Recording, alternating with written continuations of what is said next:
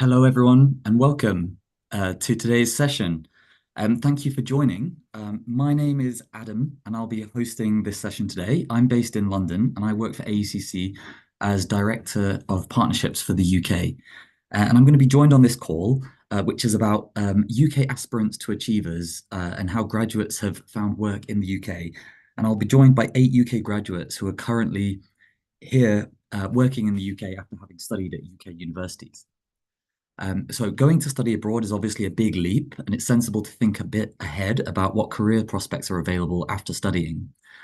So you need to be thinking, will I get a job? Who's going to support me? How can I make it happen? And who better to answer these questions than the students that went before you? So 8 kind alumni of UK universities who have given their time today to share their wisdom and experience for the benefit of those of you who are preparing to study in the UK. So if you're ready to start the session, let's meet our students, our graduates even. So we have 8 on the call. I'm going to come to you one by one. And if you could turn your camera on and your microphone on, and one by one, just tell us your name, where you're currently living in the UK, the university you studied at, the course you graduated from, and the job you're currently doing. And then we've got some further questions that I'll ask each of you. And then at the end, there'll be time for some questions and answers if anyone on the call has questions for any particular graduates. So why don't we start with Suresh? Are you here?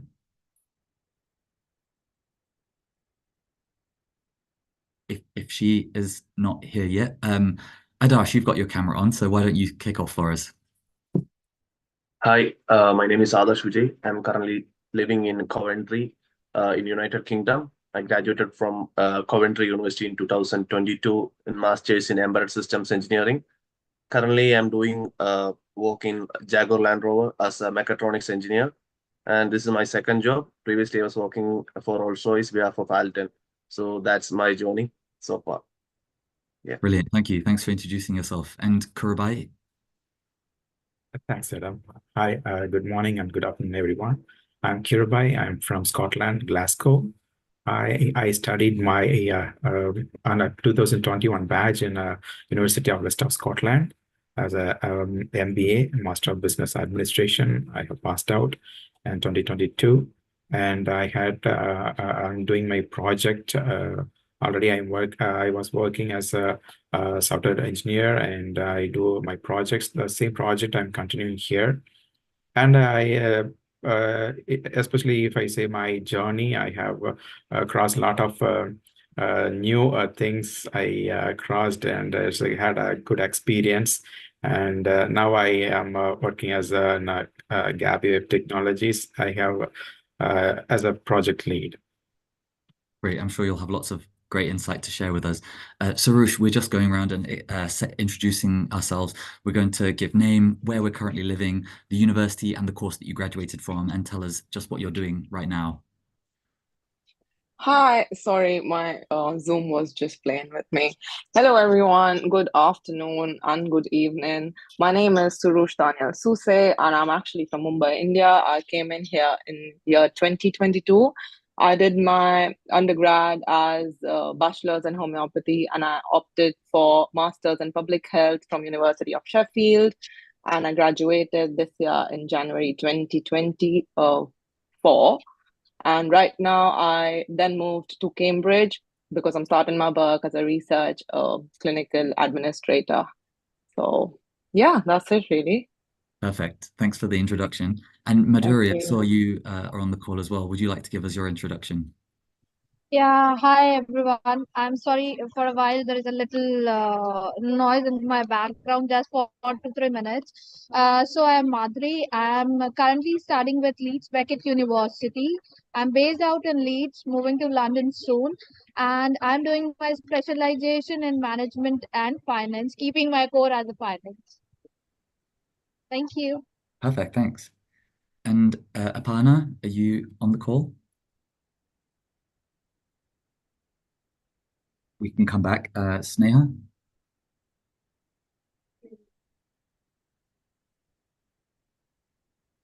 Okay, we might have 2 missing, which is fine. We've still got lots of expertise amongst the other graduates that are on the call. Gautam?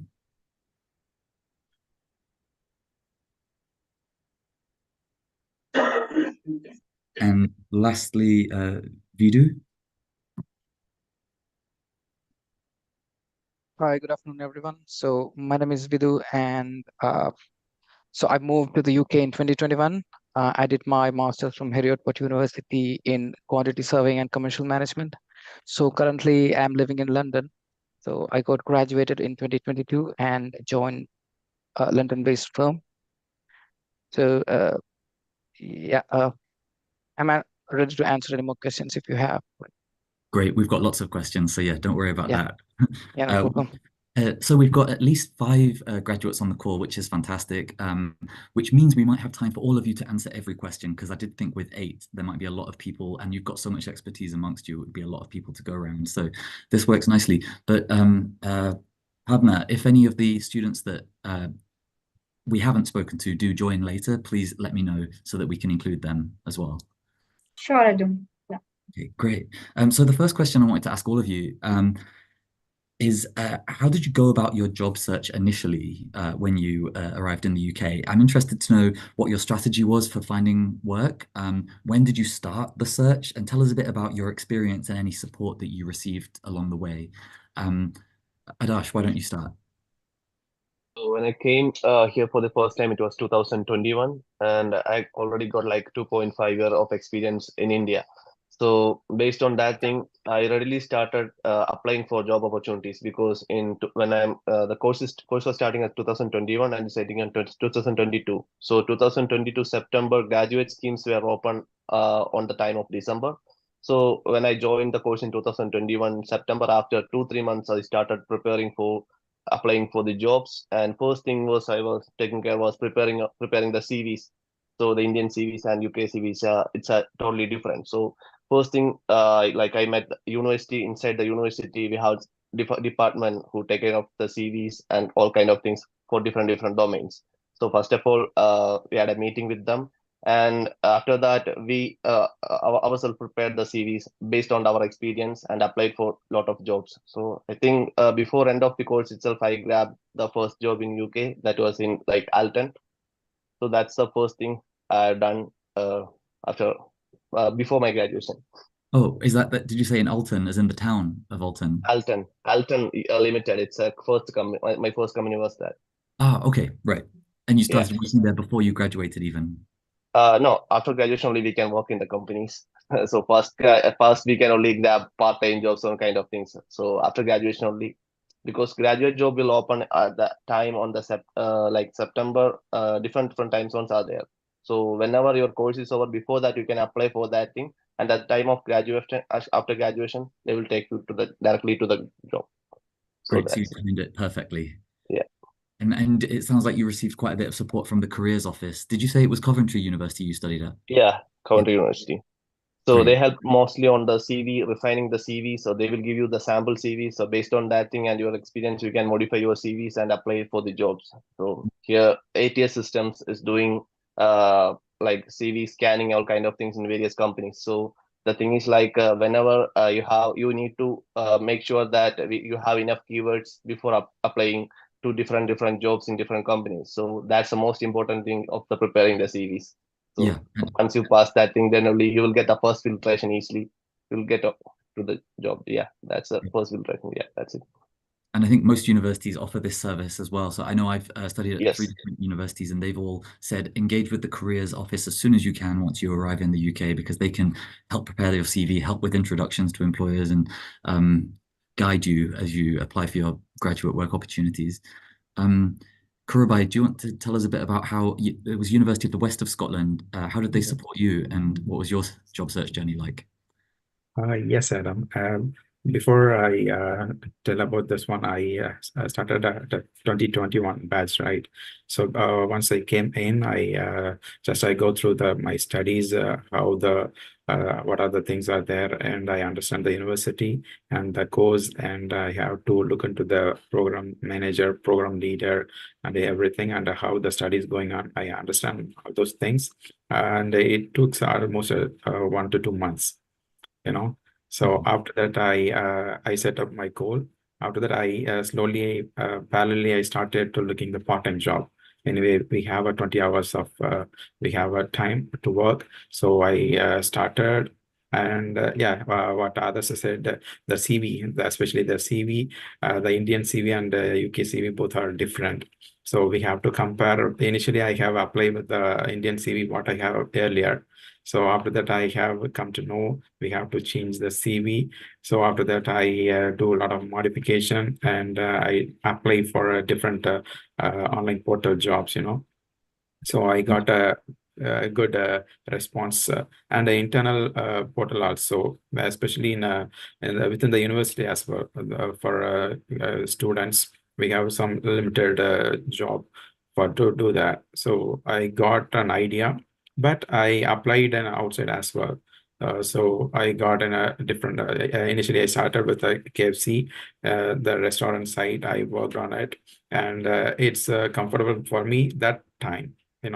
So I can able to manage myself, and I can able to pay other stuffs and all, and then slowly I can study my masters, and I can balance those things. It took 6 months for me.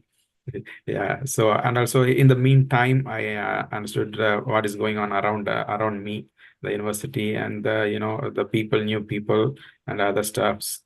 So there's a lot of things I learned and still learning. Yeah.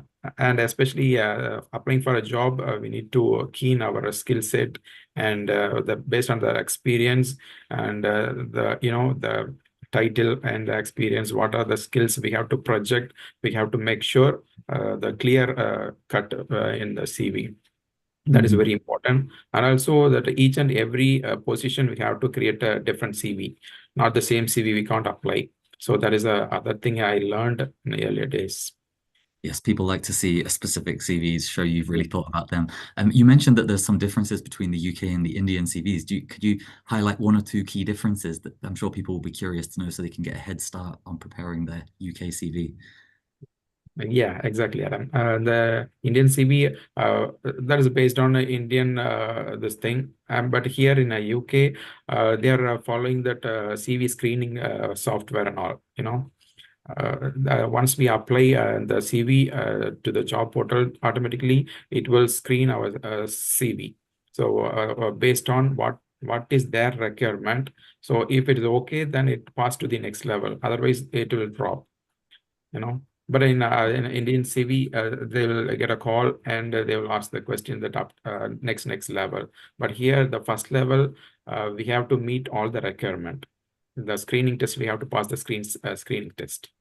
Sure. And if anyone's uncertain, the careers service can also do a quick check and make sure it's suitable for UK employers. I think typically people are encouraged to do just a single page CV now, which is sometimes tricky to cram all your experience into such a small space. Anyway, Suresh, would you like to tell us a bit about your job search journey and the strategies you used, how you found your job? Yes. So the other graduates have already covered a lot. So I think it's very important when students come here, you don't come like, yes, it's wonderful to have support of your Indian friends and everything. But after coming here, you're coming to a new country to actually settle yourself or make yourself more comfortable in the country rather than sticking around. I'm not saying, oh, don't be friends with Indians. All I'm saying is put yourself out. Yes, there's a very individualistic personality in the UK, which is not seen in India. Like we love 10 people together. I mean, that's just us. But yeah, it is more of individual personality, what you can bring to the table by yourself and not a group of 10 people. So once you come here, yes, your friends are your friends, but in the UK, it's not that, oh, take 500 rupees, get me the job. It doesn't work like that. Oh, take 5,000, get me the job. It's not like that. And also the fact that you come here, I worked in the ICU for 5 years, and after coming here, I was humbled by God. I was humbled in a way that I worked in retail. So you need to understand that whatever you bring on the table, it is important to you, and you have to do it by yourself in that manner. It is really important the universities you choose, because like I said, many universities do offer career services, but again, it is up to you. You can't expect them to do it for you. they can help you, but it is how you go there, you do it. It's the same. You need to leave your ideology of how India works, because that doesn't work in UK. The career service is there, but you need to go knock at the door and ask for help. You need to do your research. Like, trust me, there are so many research opportunities, internship opportunities that I only came to know once I already got this job and I was like, oh my God, I missed this, detail. All of this is there on the Google. Do your complete research. It helps so much. Like, Google research is so important. Career websites are there. Universities help you, but again, you need to go out and ask for help and not just be like, yeah, AECC said career people will help us. They said so, it's available. They did not say they're going to do it for you. Like, nothing is going to be served to you like that. So in my case, I think the best things I've done is taken help of career services. And the personal statement you write, you think it's a lot to give to the universities, right? Once you come here, once you want to apply for a lot of jobs, especially if it's NHS, I'll speak for mine, you need to write probably 15, 20 more personal statements catered to those job specifications. You need to alter your CV every second day. And that's the reason it takes so much of time to get you one job, because you're constantly doing alterations to your CV according to the job requirements. Like, you can't just take the same CV and give it to everyone. It has to be specially catered in a way. Like, even now that I'm speaking today, right, I'm going to use this in my future job thing, that, oh, I spoke to, people who are in India to help them. I'm going to cater it in a way that it looks that, oh, I communicated, because all these things are so important. One thing you need to understand also is any small thing you do is a big thing in UK. Yes, and back home, we do have this thing that, yeah, everyone does this. I just think that coming here and getting a job and everything and to settle, you completely need to forget how India works, because UK doesn't work like that. And so making this thing that, oh, yes, I was a part of I'm going to use big words like, yes, I was a part of AECC Global, which is education organization that helps students conquer their dreams. And I was a part to like achieve their dreams. It's just how to play words. So I think that is the way I catered to my own requirements and career help, and just applying to a lot of jobs and altering your CVs all the time and writing like 10 personal statements every day. You made quite a few really good points in that. Like the first one that I want to highlight was about the fact that resources are available to support you, but you need that self-motivated attitude, and you need initiative is required on the part of you as the student to approach them. They're not going to email you and say, you haven't engaged with us yet. You have to reach out to them if you want their support. And you also mentioned about making use of every little thing that you do. So yeah, it's not just the studying, it's the extracurricular things that you do on the side. Being part of an initiative like this, obviously that's a CV boosting activity. There are skills gained from this that you can demonstrate. I know lots of students' unions, most of them have different, I think, Suresh, you were a treasurer, right, for a student society. And little things like that have obviously been a big boost.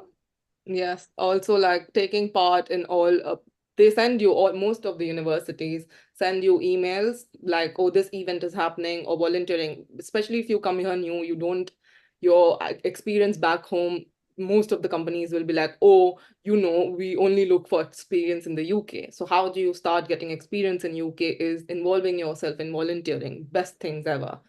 Just start volunteering, start taking part in like focus group discussions, because they'll send you emails that, oh, there's a PhD student who's doing research on mental health of international students. Do you want, and if you are an international student, get to us, we'll give you like a £10 voucher for Amazon. Do it for the £10 voucher. I mean, indirectly, it's helping your CV, which you'll only realize by the end of the year that, oh, I did even that. So just make a list of, okay, I'm doing this, I'm doing that, and then add all of that together, because these opportunities like volunteering and focus group discussions and involving in all events of student union is a plus point to socialize, to network, and to understand how it is like. And plus, you make amazing friends, you meet people from all over the world, you understand their culture. So even that is very important, because then you can use that saying that, oh, I was inclusive, because that's how it works. So yeah, that's it. I think we will talk a bit more later on about like volunteering and how you build up that network and some of the connections that will help you in your careers. But before we do, Vidu, would you like to tell us a bit about your journey? So what was your job search like? What strategies did you use? Tell us what you did. I think all the other speakers have covered most of the stuff, and for me, it was more like my course was an integrated one, so I had to do an internship for my second year. So I was mainly searching for an internship, but I was able to find a much better, like a full-time job before that. So I stopped my search, and actually I got some internships and few other full-time jobs. So I decided to continue the internship part of my course and moved on to the full-time, completing my dissertation. So yeah, and I used to keep like that was my way of finding jobs and applying. So I used to maintain an Excel sheet where I had a list of companies that I've applied, the date, and I used to follow them. And even if I get a rejection mail, I would ask them the feedback and how can I what was the reason I was rejected for. So making that change in my CV and applying for the next time. So taking into consideration like weak points of my CVs and building it more like. And to be honest, I haven't found much difference in Indian CVs and UK CVs. It's more like showcasing our skill set and experiences. So the Excel tracker really helped me. So in total, I think I have applied around 120 companies and I got replies from 18 of them. So we need to, I think, yeah, input a lot. And mine was a bit different. Mine was more challenging because I came for a master's. I was from a different undergrad background, and I switched my career. So I knew that it would be quite challenging for me. So You work for yeah, Turner & Townsend. Which industry is that? Is that finance? it's construction cost management. Okay. So yeah, it's mainly quantity surveying grade stuff. So Right. Okay. yeah. And your internship that you did that directly lead into this No, job, or? I didn't do internship. So I was in search of internship, but yeah, on that way I was able to find this much better stuff. So with the internship, what I felt is anyway, as I told, I have applied around 120 companies. So I was expecting the same scenario once I come out of internship, doing the rotation back to these application processes, waiting time. So I felt this was a much better way to get rid of all those stuff. Sure. It takes time and you have to be proactive with it, I think. Yeah. Madhuri, would you like to tell us a bit about your experience? And if everyone else has covered, don't worry about keeping it short. We'll come to you first for the next question. No problem. I will be keeping it short because other I have covered already most of the things. But one thing I believe that was missing is the moment you enter UK and you start your university, please ensure that from the day one you are working on your CVs and networking. Please do not wait. Okay, let my course get covered. I will be having 3-4 months, and at that time I will be making the network. So it's not that easy because you miss out all the job fair, all the activities that's there already in the university. So the university in UK already have the placement cells which do help you to make your CV as per the requirement of the UK job market. And the one thing that is there that in the UK you have to have the CV that is ATS friendly, and how you can make it is by highlighting what extra you are having from the other people. Like I am having an I am profound in communication skill, Excel skill. So you have to highlight it in your skills. So that is how your CV will be passed in the post screening when you are applying for an interview. So I'm keeping it that short so that we can move forward to another. Thanks. Thanks, Adam. Yeah, no worries. Yeah, they always like for you to show demonstrable experience that where you've utilized that skill. So they Exactly. always talk about the STAR method, don't they? So the skill that you have, that's the S, and then T is the task that you approached, A is the action you took, and R is the result. So what happened as a result of you implementing those Exactly. skills. Exactly, the percentage of what was the effect. Now, okay, you have managed the people, or you have changed something, you have done the cost reduction, because I am being from a finance background. So, okay, I have done a cost reduction in by implementing some project. But the point is that what is that percentage? So that you have to mention in your CV, which plays as a very good thing in your CV to be different from the others. Sure. So we've actually got quite a lot of questions, and I'm only going to go for 20 more minutes, so we've got some space at the end for the students to ask questions. So by the way, if any students are listening and you'd like to, you can put your questions in the chat, or you can wait till the end and you can ask your question in person, whichever you prefer and feel more comfortable doing. But in the meantime, we'll continue with a few more questions that we've got prepared for the graduates. If anyone feels they've got a good answer for one of these questions, why don't you raise a hand using the icons, the reactions here on Zoom, so that I know to come to you, so that we don't have to come to everyone for every question. But the next question is about, actually, maybe Madhuri, we'll start with you, because you mentioned about networking and engaging with community groups and improving career success this way. Can you tell us a bit about how networking and the connections you made helped with your graduate prospects? Yeah, sure. So when it comes, let's talk about first about the networking. So when it comes to the networking, it starts from your university itself. You have your peers, you have your seniors. So engage with them. And then there are placement cells which help you as I already told, that they will help you to make your CV in the more better way. Then there are job fairs, not only in the university, but if there is an even bright application on which you can always check and keep yourself updated. Oh, these are the events which is relating to my field, and it's a job fair happening near around me. So by that way also you can increase your networking. Okay.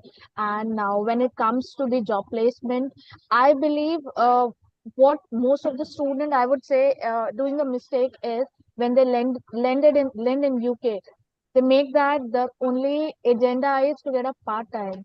We have to come out of that mindset. No, our agenda was never to get a part time, but to get settled in UK at a very good position, and to fulfill our dream, for which we have left everything left behind in our country, and we have came to this country. Okay, so for that, always keep doing part time, uh, having references, get into that job, have that exploration. You will get to know, okay, how things work over here. And when I would suggest, when one come over here, please come with a mindset that no job is big, no job is less. Every job is having the same respect in UK. It's not like our country. So And you have exactly. So keep that mindset. Come with that respect. Every single job over here is respectful, because you are doing something to earn it. So do it in the same way. And when it comes to the CV and all, apart from that, please make sure you have a budget maintained. Come prepared mentally, which is one of the major things. Reason being, you will not always get what you want, so it will be disheartening for you, and you may be demotivated. But don't get disheartened. You always can overcome that by actually searching it. Go through different social portals. LinkedIn is there, Indeed is there, Total Jobs is there. But apply as per the job requirement. Just don't throw your CV. Okay, I have applied it, they should come back to you. It won't happen. I think you make a good point that it's not always rosy. Yeah, Rejections do happen. There are challenges, and you have to be prepared for those setbacks exactly. and rise and overcome them. Yeah. Does anyone else have anything to add on the topic of networking? Any stories from your experience where this has been a benefit to you? Yes, Adam, I have a couple of points. The one thing what she said is right. We have to set our mind, because each and every single step is a new for us in a new country, So especially in studies or surveying in the country, or how to apply a job, and also every job is respectable here, and anyway the minimum wages is reasonable. We can able to survive, and also we have to change the mindset from our native country to here. So that is a very important thing we have to keep it in our mind. And also we have to respect others and others' jobs as well. That is the other thing. We have to follow that. And also we have a lot of opportunities are also there for the right people. So we have to find the exact place. Sure. Vidu, let me come to you with the next question. I'm curious about how you find work-life balance in the UK. Any cultural differences in the workplace that students should look out for when they ultimately find their jobs? Yes, yes, Adam. The first thing is we have to get a part-time job. How much yearly we can get, it will be good for basic needs we can able to satisfy, and slowly we have to focus on the long-term goal. I mean, our actual profession. That's the thing. Apart from the work culture wise, and what are the things I faced is lot means I can say that.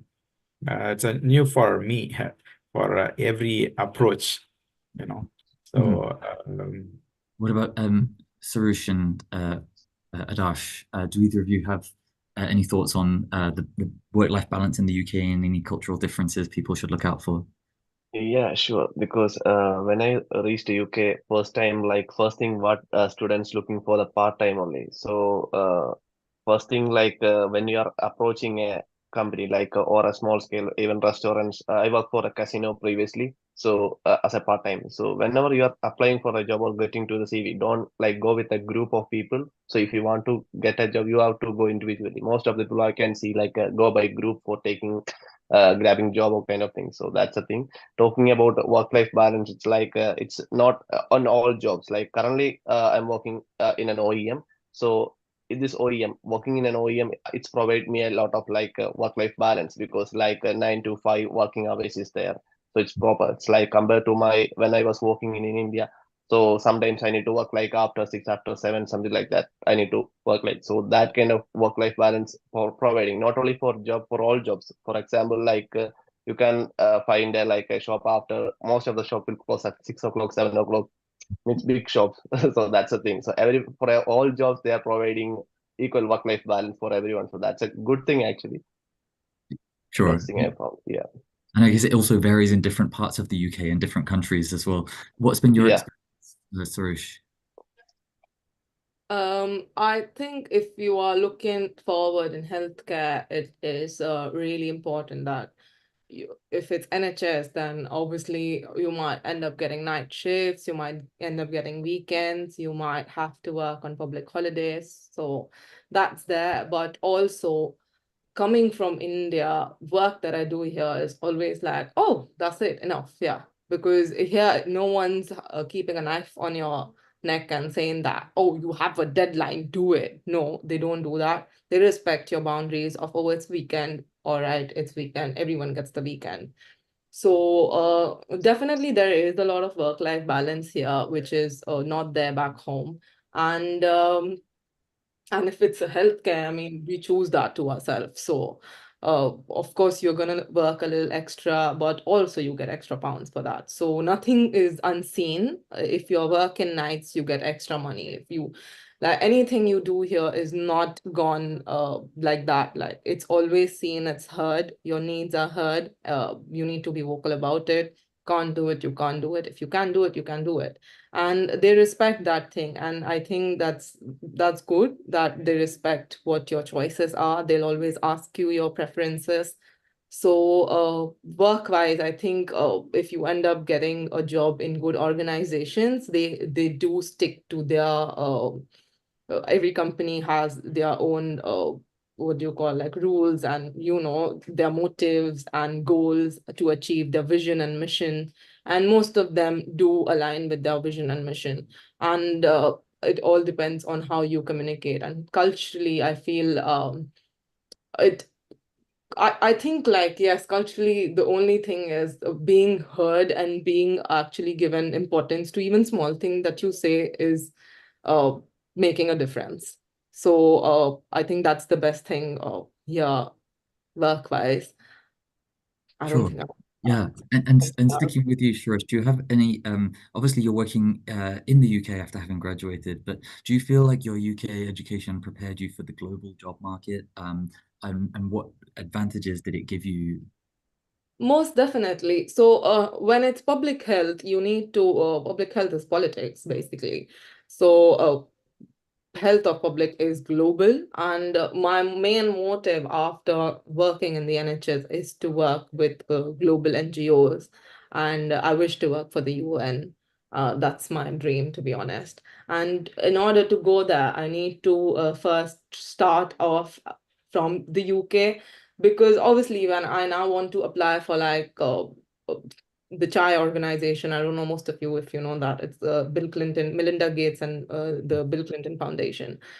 So all of these foundations, they would want to know what you did, and telling them that, oh, I did it from the UK, and it was University of Sheffield, and then saying that, oh, I worked for an organization like NHS, and then I aim to work with the City Council, and then I aim to work with big NGOs in the UK, because here NGOs are really the thing. Like, also like, again, when it all comes to organizations like NHS or any NGO, British Council, Royal Council, all of these people just think that, oh, it's health. But that's not the thing. It's a whole organization. You are going to be involved.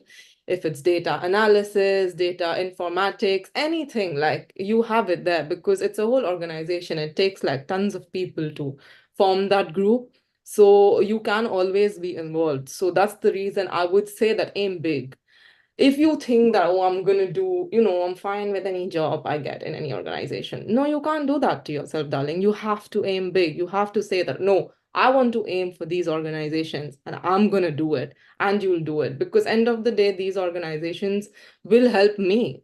Tomorrow, if I say that, oh, I've worked in the NHS for 2 years, and then, I worked with the council for 2 years, it makes a lot of impact on my CV in order to now be involved in maybe a UN internship or the WHO internship. Like, these internships actually are out there, but all they need is your active involvement in the field you are in. So how do we get that active involvement is through working in all these organizations. And to work in all these organizations, you have to have an aim of, I want that and I will get that. That's And it's it. all achievable with the right drive. Like, You're if you right. put a heart into it, I think you get it. What about Adarsh? What about yourself? Do you feel the UK education prepared you for the global job market? And actually, as Sarush just shared, what are your plans going forward for your future career growth? So for me, it's like I got like 2.5 year experience in India, and I think like without experience, those who are coming for the engineering side, so obviously they must need some experience before coming into UK or anywhere in Europe market, because the thing is like always basic things. If without a job experience, without they can't attempt an interview they will ask mostly technical questions. Apart from that, they will ask behavioral questions. You need to follow star methodology and kind of things. But the thing is like, if you want to show an example for that, you must have an experience. That's the only thing. To all the people, I am telling the same thing. If you are coming for engineering background or electronics, mechanics, anything, if you have an experience, that's the best thing you have. And talking about, there are also other people who got the job, but not suddenly. After some 2, 3, 4, 5 interviews only, they will get to know what they're asking about. So if you have an experience, you can showcase them the skill set.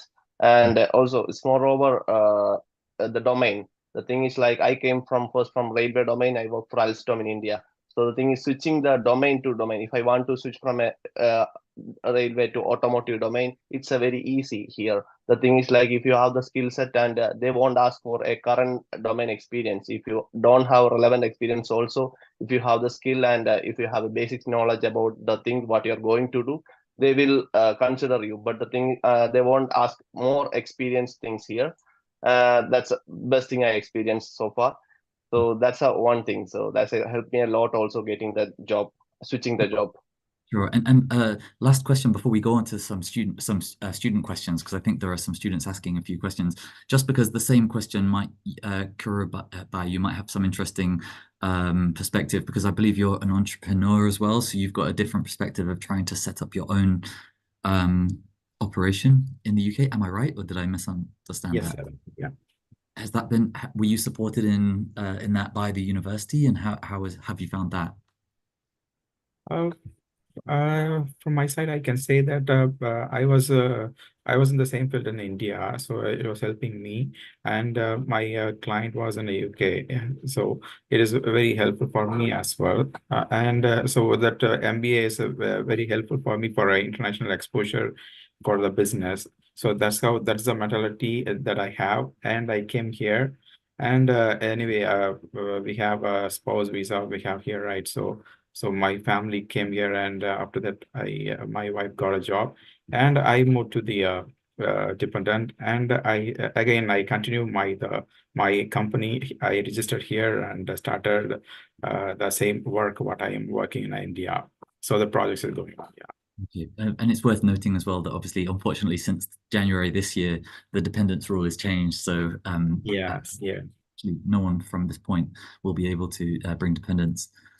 But okay, we've got some student questions in, which is great. So Lokesh is curious to know from you how you found the selection process and the rounds that companies do to employ you. Do you have any insight on this?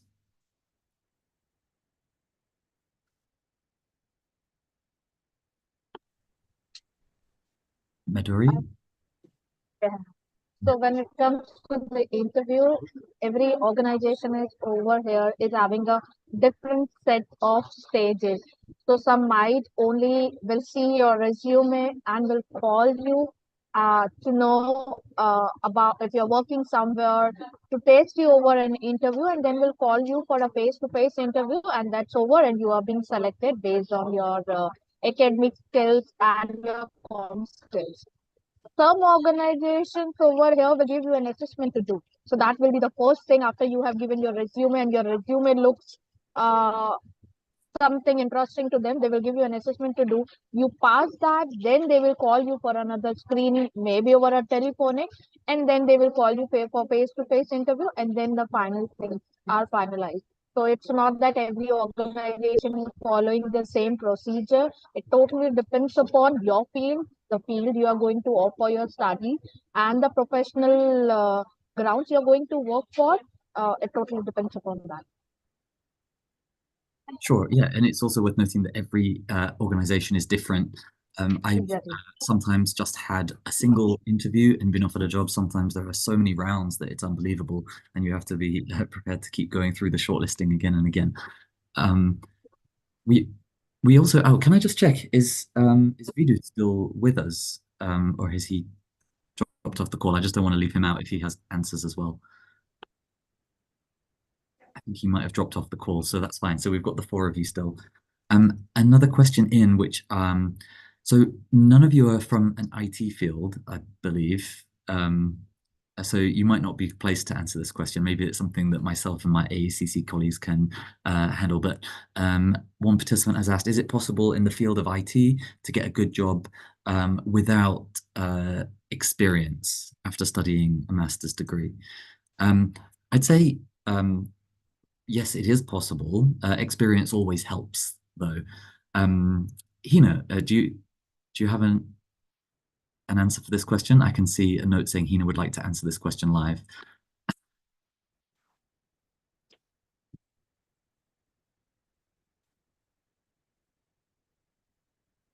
Perhaps not. I'm still learning the quirks of Zoom calls and what means what. Any of the participants that we're speaking to today, sorry, the graduates, did you all have work experience before you graduated? I think so. Yes. Yeah. I think one of my many of my friends who are here, some of them did not have the experience, and they did landed up getting a job. It might not be in a very well-known organization, but there are organizations that look for young people whom they can train and give the entire training and then give you the opportunity. So yes, like Adam said, it helps. Experience always helps, but don't dim your light by saying that I don't have the experience.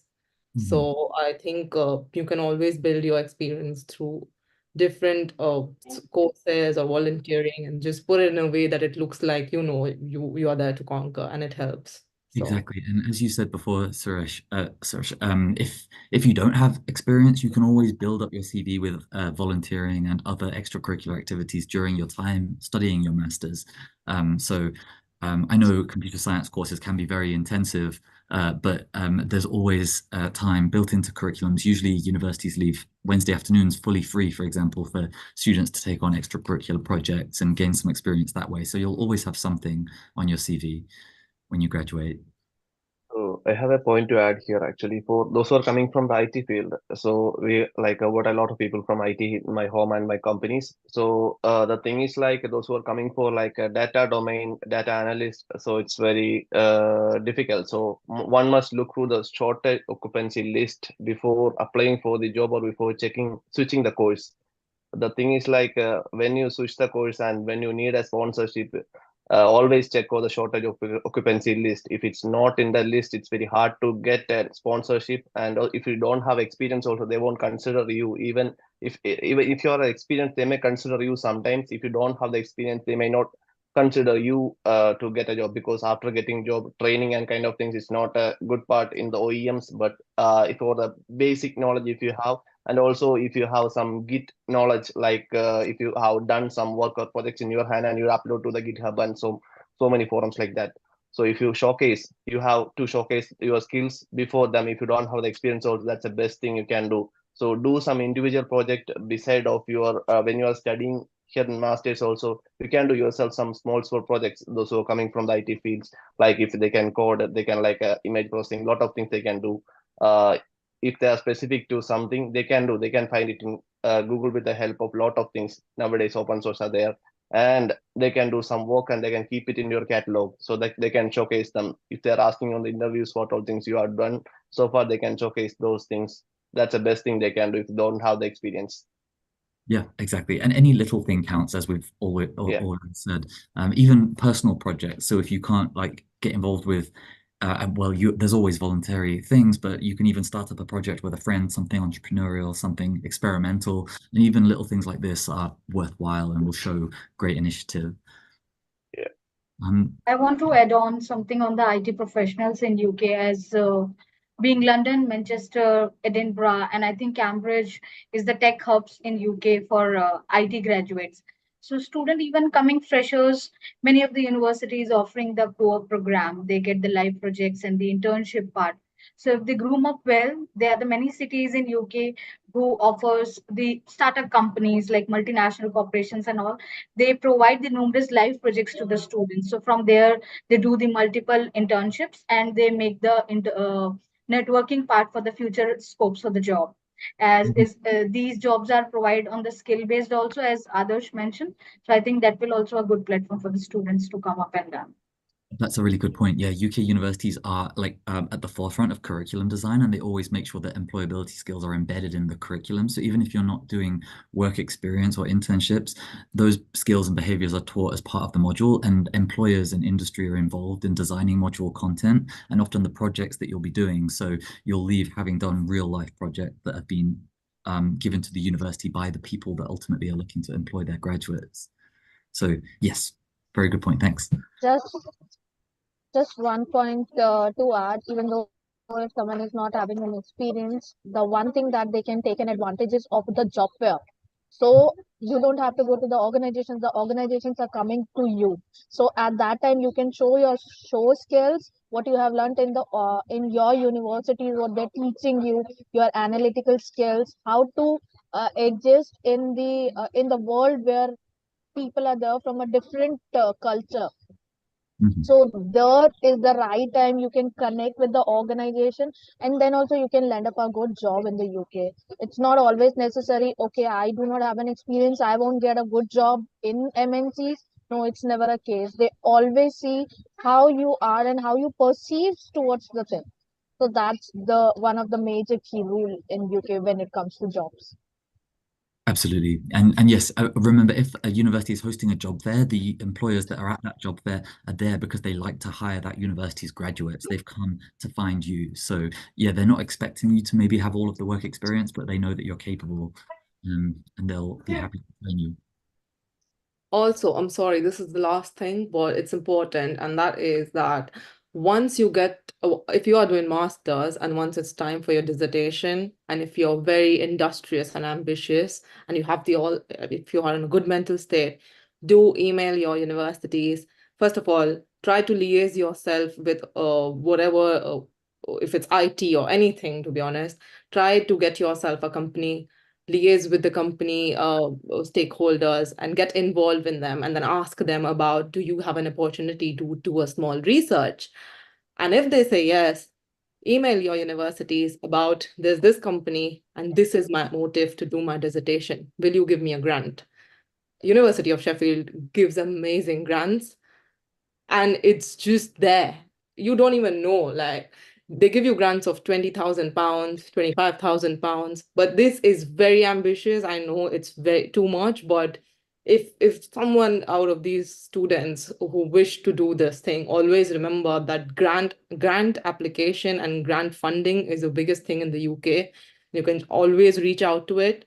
And if students aim to do something, maybe in IT or robotics, or you want to do some small research on a small scale, reach out to universities and ask for it, and you will get there. Thank you. Not a lot of people take advantage of those opportunities as well. There's a lot of grants that go unapplied for.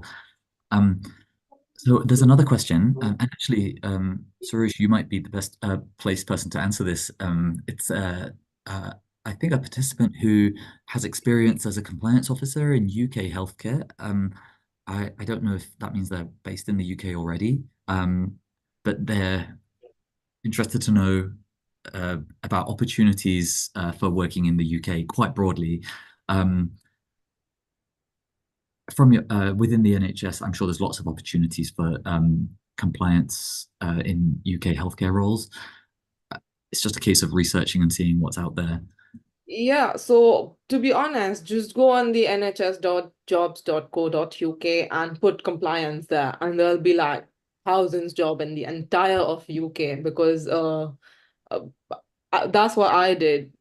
The other thing that you need to be aware of is, once you are searching for a job, don't limit yourself to a place. In my interview, I was asked this question, and I was amazed that that was part of my interview question. And they were like, you come from Sheffield, and Sheffield is like a village to us because it's such a small city. And I was like, oh, yes. And then they were like, it's cheap. And I was like, yeah, it's cheap. They're like, so how do you think you'll manage Cambridge? And the whole thing is, the ideology behind this is them wanting to know what you want to do. And you end up saying things like, don't limit yourself to finance. Like, I wouldn't limit my dreams only because Sheffield is cheap. Sheffield is cheap, but are there more job opportunities? So once you put compliance on your on the NHS website, there'll be like places in the niche in the corner of the UK. There would be like Blackpool or anything. Just go for it. Go for interviews. Take the opportunity.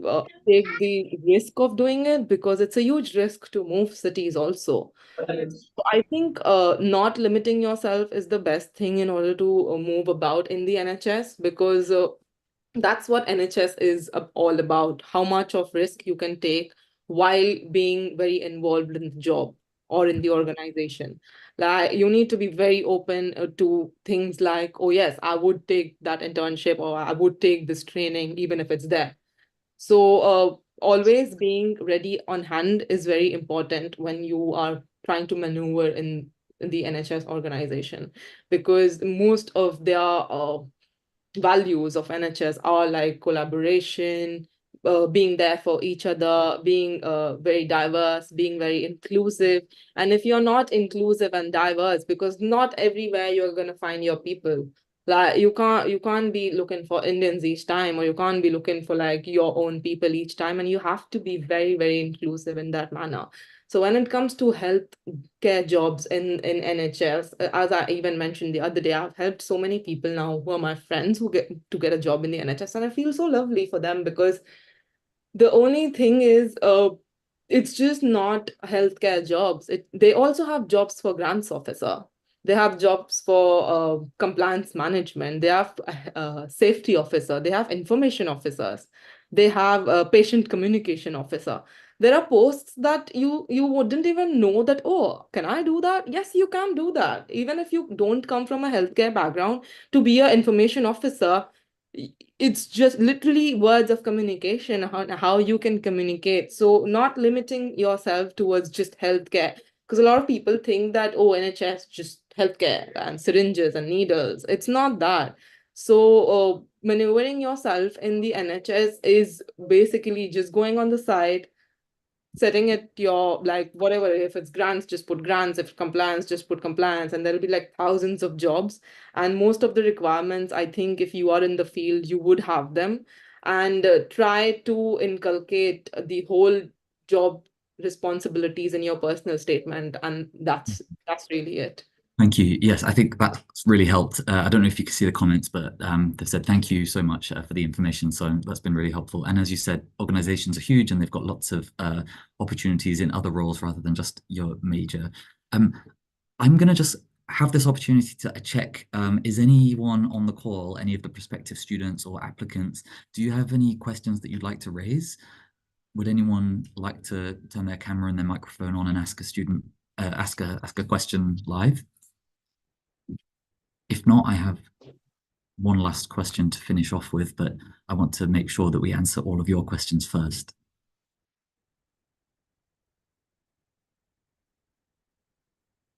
Okay, great. Okay, one quick question that came in on the chat is, can we get good pay in the NHS after graduation? I'll just quickly answer that.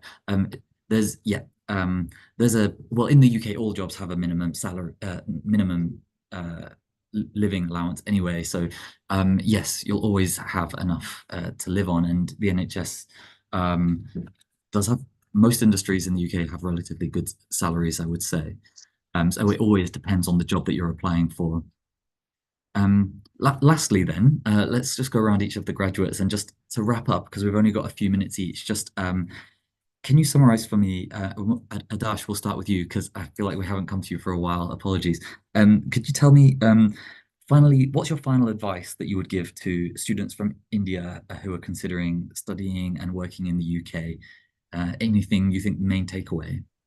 Yeah, for someone who are coming from India to UK, first of all, you have to make a plan. Like without plan, no one need to, like without plan, if you come here, you will feel like what to do suddenly after the course, nothing like that. So before coming to UK itself, you have to make a plan, like what all things you have to do on the first like 3 months. What you need to apply parallelly. Part-time job. Apart from part-time job, you have to mainly focus on the long-time goal. That's the main job. So the thing is like first prepare about like what all, if someone working for the engineering firm in India, firstly check about like the companies which are in the UK. So what all companies I can apply in the UK after coming UK. So firstly study about those companies and also make a list of the companies that they can apply after coming here. The thing is like all companies having different time graduate opportunities are raising. Those who are applying for the job kind of things. So those kind of things, make a list of companies, and when the job graduate scheme opening, all these things you have to make a list and start applying after coming here. Like within 1-2 months, surely it will happen. And also, always whenever you get an interview, that's the main thing. If you're getting searching job in an engineer domain, always keep asking the feedback. If you are failing, no problem, what the feedback from them, that you must they won't send you the feedback, that you have to ask 1, 2, 3 mails, sometimes 3, 4 mails you have to send them. But like if you get, that's the best thing, because Yes. they will mention what points you lack to tell them before the last interview. So you can study those things. Even with the chat GPT, we have a lot of sources currently with us. So if you're in the engineering background, you can gain the experience, or if you have the experience also, sometimes you won't tell, that's your issue. So because of that reason, someone might fail you. So next time, if you're attending interview, you can prepare like that. That's the best thing. That's the thing I also adopted the same thing. If you have the experience, or sometimes you forgot to tell them those things during the interview, because it's a 1 hour, 1.5 hour interview session. So those things make a note of all the things like that. If you focus on grabbing a job, you will surely get a job in UK. And also socializing with the people. That's the best part after coming to UK. And if you don't have the friends, also you have to find your friends collaborating with other people. That's a main that's one of the part. And also the thing is like those people coming from other countries, especially people coming from India, if the like work-life balance going, also you have to learn a little bit of cooking, lot of things to learn. Self, if you Yes. are alone, also don't be, some people always like talk to me, some of my friends, like I'm feeling like very lonely, because without friends, a lot of people struggling to make friends in the workplace also. So try to being in a try to maintain a social relationship with all the people. That's the best thing. You're That's absolutely how right. social, yeah. And in terms of like innovation and creativity, that's when it happens, when different ideas and different cultures come together. So Yeah, that's why, yeah. international education, that's why it's so beneficial. Absolutely, really good point. Kurubai and Madri, could we come to you for just a quick 30-second final summary? What Yeah. advice would you give international students? Your main. My very quick advice will be everything can be managed, but please be vocal. Use the maximum resources available in the university. In the university, because the education system in UK and India is very different. Over here, you have to be critical thinker. You cannot be just a bookworm. Okay, I can read something from the book and I can write it. No, it doesn't happen in UK. So you have to develop that skill, the problem and the analytical skills, how to actually live with the people from a different culture also. And the most important thing, prepare, come with the mental mindset. Every day won't be a shiny day. Sometimes it will be a rainy day also. So don't get demotivated. Everything will fall in place. Just be passionate and just always remember why you have came here, to prove that yeah, your decision was right and everything will fall in place. So that will Yes, be my thing. Be vocal what you want. You don't understand, it's okay. Go and ask 1,000 times, because people don't ask, they're scared. Don't be over here, everyone is here to help you out because they exactly. understand that. Yeah. Don't be So shy. thank Tell you. people what you want. Exactly. That's a really good Exactly. bit of advice. And Kurubai, do you have any last words of wisdom? Yes, yes, sir. From my point of view, I can say that if anyone come from India to UK, so don't feel they are feel like alone. So we have a lot of supports here, a lot of opportunities are here surrounding us, and just you can keep in broad mind and be self-motivated. So you'll get and achieve what you think, what you set a goal. You can do it. Exactly. That's Yeah, the what I'm saying. support services from the university and also a great support network of other international students and other people, wider community groups in the UK who are definitely very willing to support. And Suresh, do you have any final words, any key takeaways for everyone? I don't want to come off as rude, but if you are flying from one country to other, you are not coming here to be with your own people. Step outside your comfort zone. You don't have to stick to your own people. Oh, my friend Ramesh is doing this job. Let me also. No, Ramesh is helping you here. You're here on your own. Try to mingle with other cultures, other people, because people who are here might be more resourceful than the friends that are coming along with you. And I'll always be grateful for Bhavna and AECC for bringing me where I am here today. Apart from that, I think the best thing you can do is come with the whole mindset of, I'm going to conquer this, and that's there for me. Something that is there for you is always going to help you get it through. And also, last thing, if you are aiming for big organizations and if you're doing your master's, start applying for your jobs mid-August, because by the time it's December, that's when you'll get the job. And it just takes 6 months for recruitment, just recruitment. I've got the job in December, I'm starting my job now. So it was a long process because you come from India, they have to do a lot of background checks and everything, which is fine. But then always start, even though you're studying, don't be in the mindset of, oh, I am still studying, I still have time. No, you have to start in August. by December you get the job. And when you're coming here, do get your police clearance certificates from India, because that helps a lot when it comes to these organizations. So yeah, that's some very good practical advice and a really nice note to end on. It's not a small thing traveling overseas. It's a huge deal. So aim high, be proactive, make the most of it, and just really squeeze everything you can out of the experience to make it worth your while. I'm sure those of you that are thinking of applying to the UK or have already applied, hopefully you got a lot from this, from hearing our graduates here talking about their process, their path, and their current employment. I want to thank you all, by the way, all of you, for contributing to this. This has been really helpful, and it's very kind of you to give up your time to speak to people who are where you were maybe 5, 6, 7 years ago, who are in the early stages of the journey that you've just been through. So thank you for your time, and thank you everyone for listening, and thanks for being part of it.